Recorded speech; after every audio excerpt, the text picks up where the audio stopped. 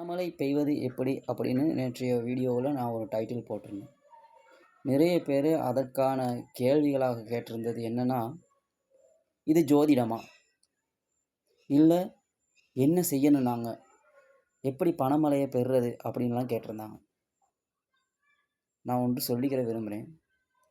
பணமழை அப்படிங்கிறது வானத்திலேருந்து பெய்கிற மழை இல்லை, நம்ம வாழ்க்கையில் வர விஷயம்.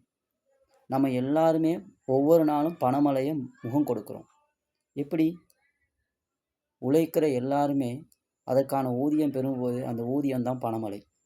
அந்த பணமழையை சரியான முறையில் பயன்படுத்தினால் மாத்திரம்தான் அது நமக்கு பிரயோஜனமாக இருக்கும். அது மழையாகவும் மாறலாம், வெள்ளமாகவும் மாறலாம். அதை தவிர்த்து நாம் வீண் விரயம், பேராசை, அளவுக்கு அதிகமான விரயம் இப்படியெல்லாம் போகும்போது நமக்கு பணமழையல்ல, பணம் வெள்ளம் வந்தாலும் காணாது. ஆகவே பணமழை அப்படின்னு சொன்னாலே நம்ம எந்த நாளும் வாழ்க்கையில் உழைக்கிற அந்த ஊதியம். ஸோ அந்த ஊதியம், அந்த பணத்தை நம்ம சரியான முறையில் செலவு பண்ணோம்னு சொன்னால் அதுவே சிறந்த ஒரு வெற்றியான வழியாக அமையும்.